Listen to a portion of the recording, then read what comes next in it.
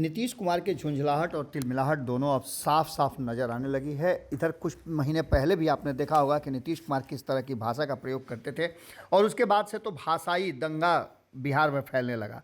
विभिन्न धार्मिक बातों पर, धार्मिक ग्रंथों पर, राजनीतिक बातों पर, इसके साथ साथ सांप्रदायिक बातों को लेकर के बिहार पूरी तरह से खौला हुआ था। इसी बीच में उपेंद्र कुशवाहा ने एक बयान दे करके कहीं ना कहीं, और उस बयान के दावे के साथ उन्होंने बड़ा खुलासा कर दिया। उसके बाद से तो बिहार की राजनीति एक बार फिर से करवट लेने लगी और हमने आपको खबरों में बताया था कि किस तरह से उपेंद्र कुशवाहा के दिल्ली प्रवास के दौरान बिहार की राजनीति में अचानक से ट्विस्ट आया है। ये ट्विस्ट किस तरह का था, तो एक तरफ भारतीय जनता पार्टी के साथ नीतीश कुमार न जाएं, इसके लिए ज़बरदस्त उनके खेमे से तैयारी चल रही थी। वहीं तेजस्वी यादव ने तो स्पष्ट कर दिया कि अब वो नीतीश कुमार की बातों को कम से कम मानेंगे और अपने हिसाब से अपनी राजनीति और पार्टी चलाएंगे।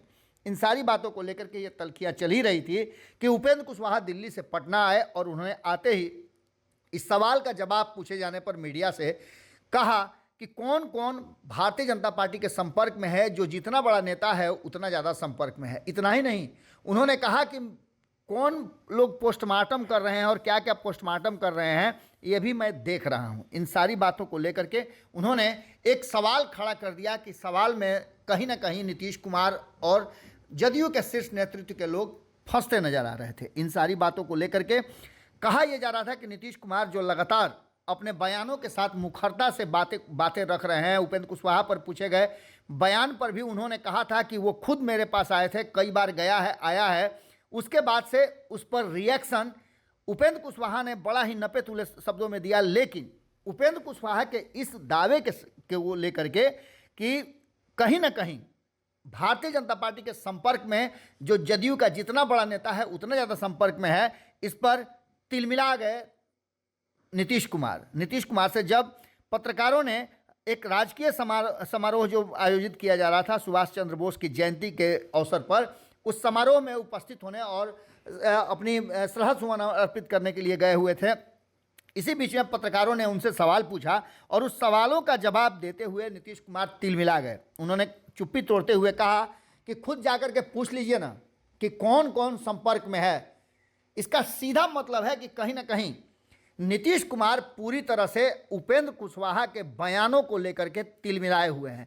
अब देखना दिलचस्प होगा कि उपेंद्र कुशवाहा लगातार जो अपनी मुखरता के लिए और मुखर होकर के लगातार जदयू के भीतर चल रहे जो भी कारण है, जो भी बयान है, जिस तरह की रणनीति है, उस पर सवाल खड़े कर रहे हैं। चाहे वो कुर्नी की बात हो या फिर तेजस्वी यादव के साथ रिश्तों की बात हो या फिर आगे आने वाले 2024 के चुनाव में नरेंद्र मोदी के विरुद्ध एक मजबूत गठबंधन के साथ लड़ने की बात हो, नीतीश कुमार को प्रधानमंत्री के रूप में प्रोजेक्ट करने की बात हो, इन सारी बातों को लेकर के अपनी मुखर अभिव्यक्ति देते रहे हैं।